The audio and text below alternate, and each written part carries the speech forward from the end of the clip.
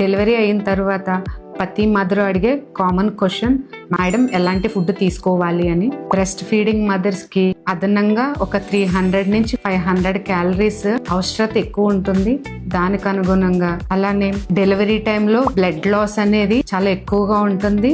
Blood loss వల్ల anaemia problem వస్తుంది. Overcome చేయడానికి ఐరన్ ఎక్కువగా ఉండే ఆకుకూరలు, నువ్వుల లడ్డు, పల్లీల లడ్డు, అలానే మటన్ లో ఉండే లివర్ తీసుకుంటూ ఉండాలి. కాల్షియం ఎక్కువగా ఉండే మిల్క్, రాగి లాంటివి తీసుకుంటూ ఉండాలి. సి సెక్షన్ అయిన తర్వాత కానీ నార్మల్ డెలివరీ అయిన తర్వాత వూండ్ రిపేర్ అవ్వడానికి ప్రోటీన్ అనేది చాలా ఎక్కువ అవసరం ఉంటుంది. సో ప్రోటీన్ ఎక్కువగా ఉండే ఫుడ్ పప్పులు, పాలు, గుడ్లు, మాంసము, చేపలు ఇలాంటివి కూడా తీసుకోవాలి.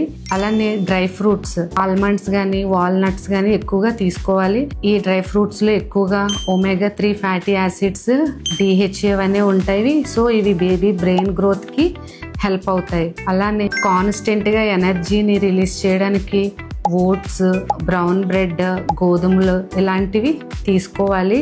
ఈ మలబద్ధకం ప్రాబ్లంని నివారించడానికి అన్ని రకాల కూరగాయలు, ఆకుకూరలు, పళ్ళు తీసుకోవాలి. ఏ ఫుడ్స్ తీసుకోకూడదంటే సాల్ట్ ఎక్కువగా ఉండేవి, షుగర్ ఎక్కువగా ఉండేవి, ప్రాసెస్డ్ చేసిన ఫుడ్, అలాగనే ఫాస్ట్ ఫుడ్స్, క్యాన్డ్ ఫుడ్స్, టిన్ ఫుడ్స్ ఇలాంటివన్నీ అవాయిడ్ చేయాలి. Thank you.